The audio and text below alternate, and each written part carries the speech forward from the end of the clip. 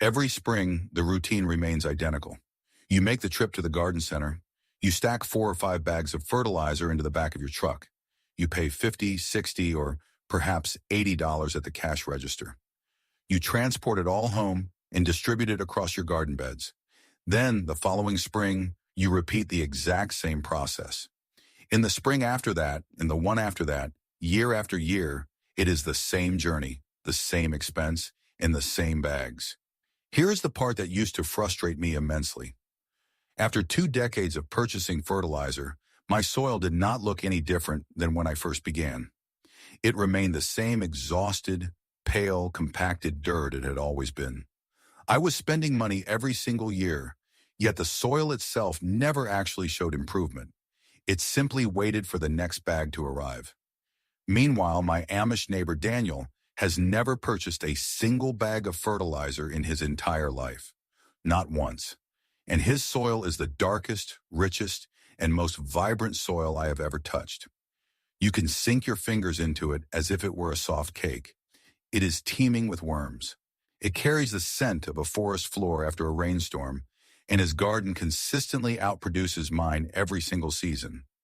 I eventually asked him what he applies to his soil, and he nearly laughed. He told me, "I don't use anything on it, I feed it."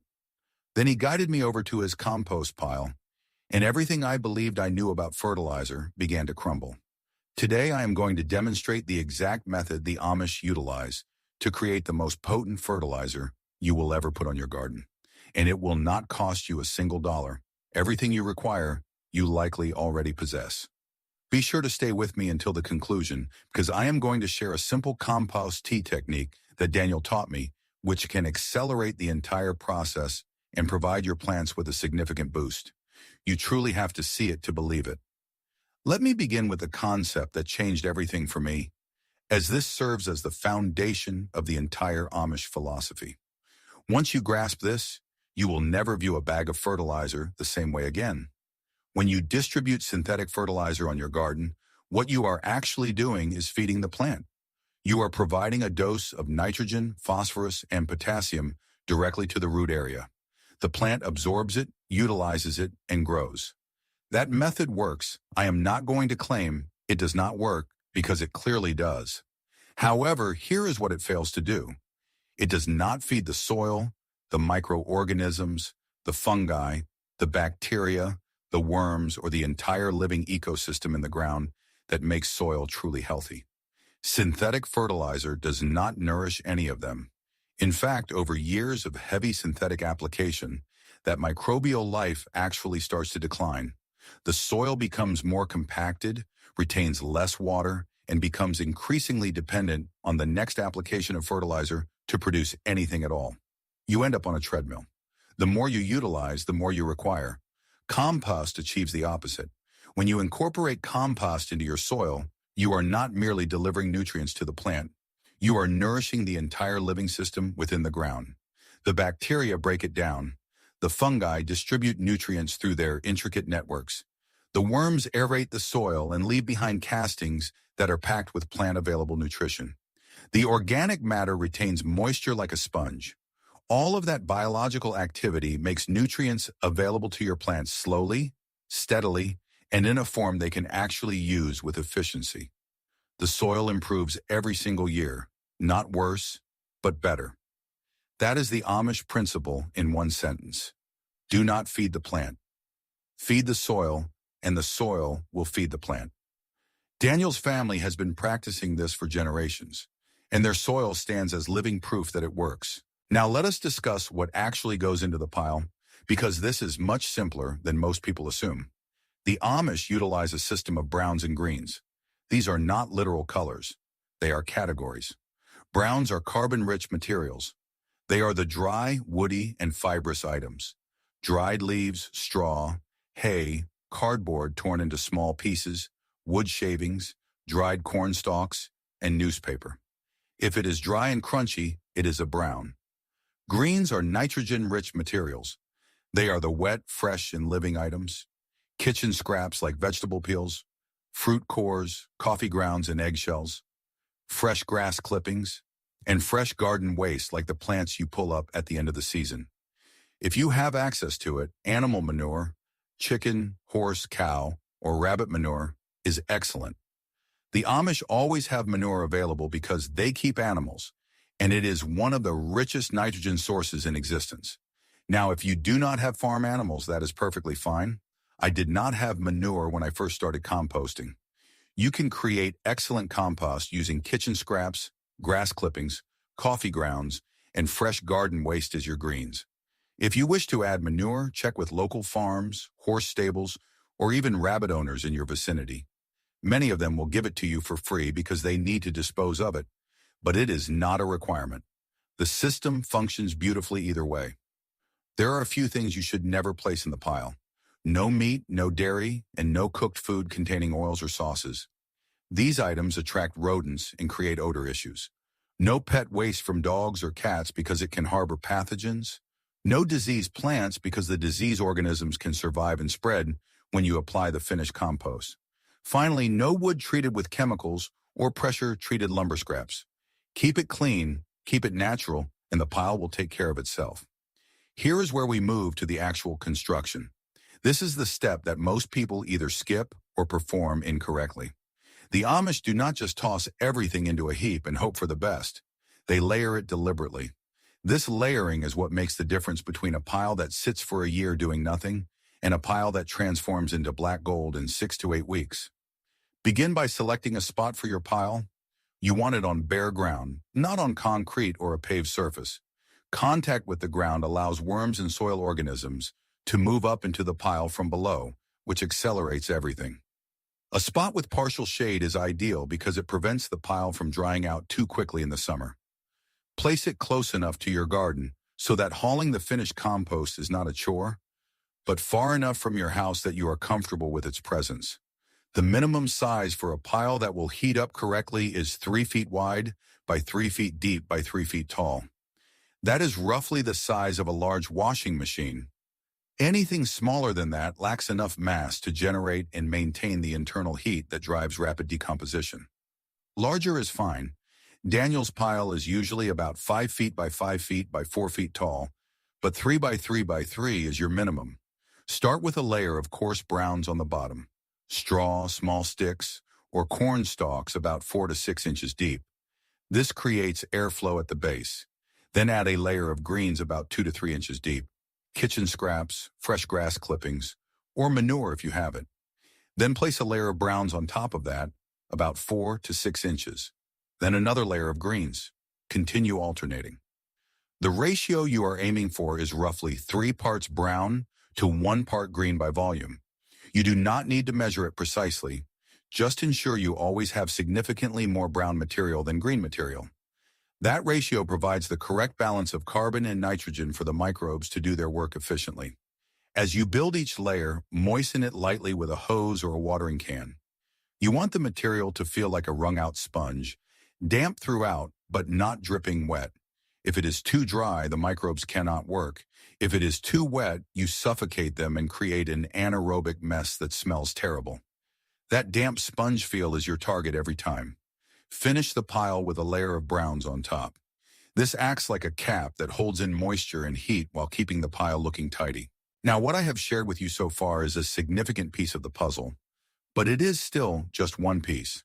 If you want a garden that truly works with you instead of against you, one where the soil does most of the work because you built it correctly, I would really encourage you to check out the guide I put together. It is called the 30-Day Amish Pest-Proof Garden Protocol, and it is everything I have learned from my Amish neighbors over the last 3 decades.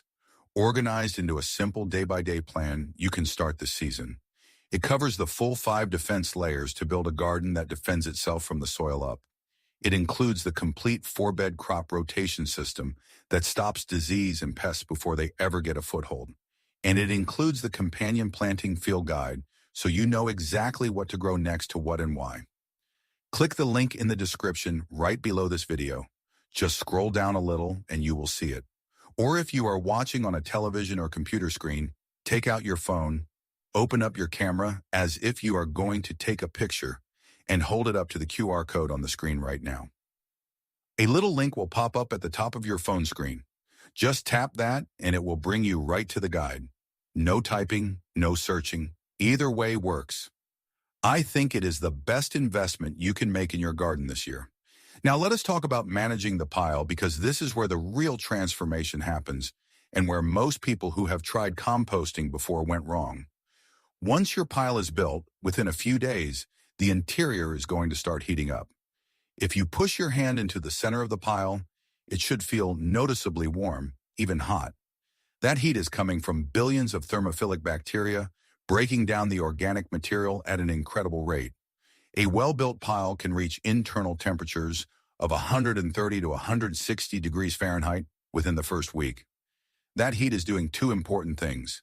It is accelerating decomposition, breaking everything down much faster than a cold pile ever could, and it is killing weed seeds and pathogens. At 130 degrees and above, most weed seeds are destroyed, which means you won't be spreading weeds across your garden when you apply the finished compost. That is a detail the Amish figured out through generations of observation, long before anyone had a compost thermometer. Your job during this phase is simple. You need to turn the pile and monitor the moisture.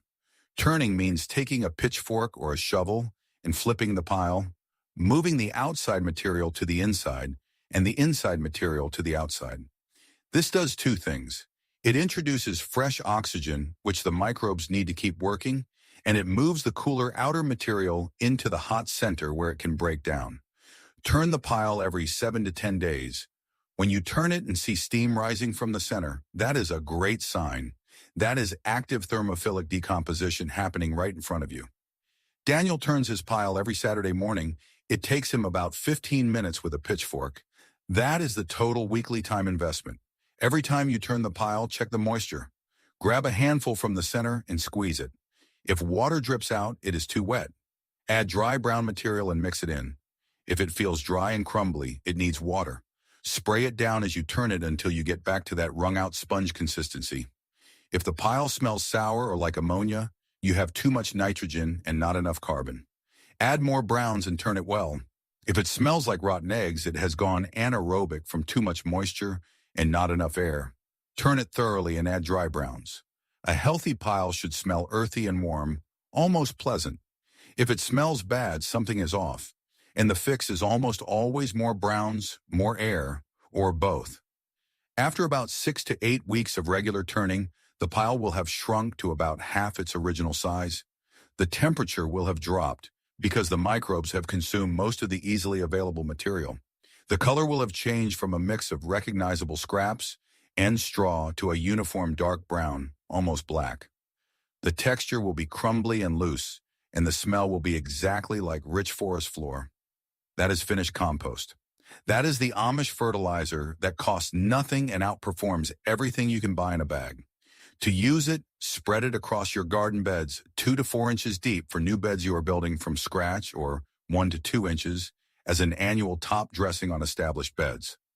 You can work it into the top few inches of soil with a garden fork or simply lay it on top and let the worms pull it down.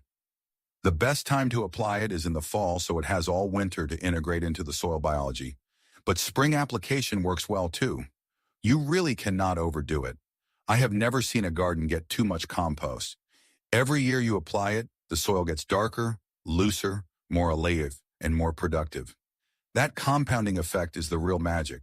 My soil after 8 years of composting looks completely different than it did when I was buying bags of 10, 10, 10. It is not even close. Let me share some patterns I have noticed where the conventional approach and the Amish approach handle things differently. I did every one of these for years, so there is no judgment here. The first pattern is buying fertility instead of building it. When you buy synthetic fertilizer, you are renting nutrition for one season. When you make compost, you are building permanent soil wealth. Every bag of fertilizer you spread is gone by the end of the growing season. Every batch of compost you apply becomes part of the soil forever. The organic matter stays. The microbial life multiplies. The water holding capacity increases over 3, 5, or 10 years. The difference is staggering. The Amish never rent their fertility. They own it. The second pattern is throwing away compostable materials. Most of us bag our leaves in the fall and put them at the curb. We throw our kitchen scraps in the trash. We haul our garden waste to the dump. Every single one of those materials is free fertility that could be going back into the soil. Daniel does not throw away anything organic. It all goes into the pile. Leaves, scraps, straw, old plants, manure. It all cycles back. He told me once, nothing leaves the farm, everything comes back around. When you start seeing your kitchen scraps and yard waste as free fertilizer instead of garbage, your whole relationship with waste changes. The third pattern is building a pile and ignoring it. This is the most common reason people say composting did not work for them. They pile everything up, walk away, and check on it 6 months later to find a damp, matted heap that barely decomposed. The pile needs air and the right moisture level to work. If you turn it every 7 to 10 days and keep it properly moist, 6 to 8 weeks gives you finished compost. If you ignore it, you might wait a year and still not have anything usable. The difference is 15 minutes a week. That is all it takes.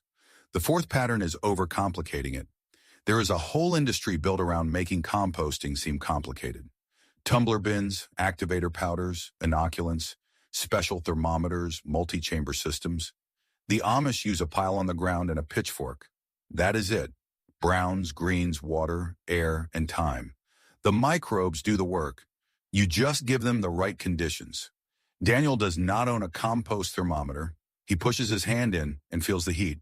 He does not buy activators. He lets the billions of organisms already in the soil and the manure do their job. Keep it simple and it works. Overcomplicate it and you will quit before you see results. Now here is the bonus I promised at the beginning. This is a trick Daniel showed me about 5 years ago that I use all the time now, especially in spring when I want to give my transplants and young plants a quick natural boost. Compost tea. This is different from just spreading compost on the soil. Compost tea is a liquid extract that concentrates the microbial life and water-soluble nutrients from your finished compost into a form you can apply directly to the soil around your plants or even spray on the leaves as a foliar feed. It is like giving your garden a probiotic drink. Here is how to make it. Take a 5-gallon bucket and fill it about 1/3 full with finished compost. Good, dark, crumbly compost from your pile. Fill the rest of the bucket with water. If you are using tap water, let it sit uncovered for 24 hours first to allow the chlorine to dissipate because chlorine kills the beneficial microbes you are trying to cultivate. Now here is Daniel's trick that makes this work even better. Drop a small aquarium air pump with a bubbler stone into the bucket and let it run. The oxygen accelerates the microbial reproduction dramatically. Without the bubbler, your tea is still useful, but with it, the microbial population explodes over 24 to 48 hours. You will see the water start to foam slightly on the surface. That is microbial activity. Let it brew for about 24 to 48 hours with the bubbler running, stirring it a couple of times a day if you do not have a pump. After 48 hours, strain out the solids through burlap or a piece of window screen. What you have got is a rich, dark liquid loaded with beneficial bacteria, fungi, and dissolved nutrients. Apply it to the base of your plants with a watering can, or pour it into a pump sprayer and mist it directly onto the leaves in the early morning before the sun gets strong. Use it within a day of making it because the microbial life starts to decline once you stop aerating it. I make a batch every couple of weeks during the growing season and apply it to my tomatoes, peppers, squash, and greens. The first thing you notice is the color of the foliage. Deeper, richer green almost immediately. The plants just respond to it in a way that is visible within days.